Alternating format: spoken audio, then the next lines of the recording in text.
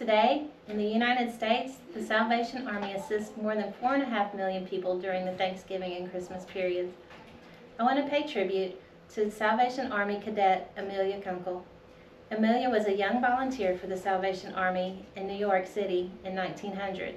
At just 16 years old, Amelia's dedication to kindness and resilience began a tradition that will carry a message of hope and comfort still to this day, over a century later. I want to celebrate her role as the first bell ringer for the Salvation Army. Cadet Amelia Kunkel dressed in her Salvation Army uniform to prepare for kettle duty. Her uniform was a long navy blue skirt, black stockings, and a hat with a red ribbon trim. On that day in December, she would be posted next to her red kettle on a New York City sidewalk. Amelia braved the cold, damp winter weather in New York to raise funds for the Salvation Army's feeding and social service programs. Amelia was dedicated to helping those in need, but she was also discouraged by the number of people walking by, ignoring her efforts to raise money for charity. She needed to be seen to share the blessing of giving. Imagine being just 16 years old and trying to politely get the attention of Wall Street business people, lost in their thoughts on a freezing day.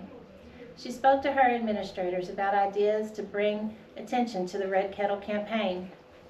One bit of advice was to bang a stick on the kettle as people passed by. She had the good sense to know that wasn't a great idea for getting someone's attention. Instead, Amelia bought a small handbell for 10 cents from Woolworth's department store. The next day, she rang her bell. People responded to the charming little sound. The donations increased, and each donation received by Amelia was met with a warm greeting. God bless you, and Merry Christmas. Her idea was a brilliant and appropriate idea for the season. Before long, all the other Red Kettle workers had handbells of their own. During her mission to stand up for charity, Amelia faced the challenges of freezing weather and cold shoulders, but her resilience began a tradition that is synonymous with Christmas giving. My earliest memories of Christmas are hearing the little bell jingle outside storefronts and being excited to drop a few coins into the kettle. Even when you are small, it is important to feel seen and share blessings.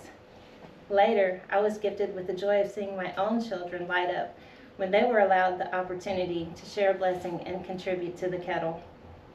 Amelia thought the subtle sound of a small bell might be just enough to grab the attention of people who are busy in their thoughts. And boy, was she right. Still to this day, whenever I hear a Salvation Army bell ringing during the Christmas season, I am reminded of the kindness and the generosity of others, and I am humbled by gratitude. I am grateful to the Salvation Army bell ringers like Amelia Kunkel. Through their efforts, funds are raised for social services, homeless shelters, children programs, and even disaster relief. The Red Kettle campaign is the oldest charitable fundraiser of its kind in the United States.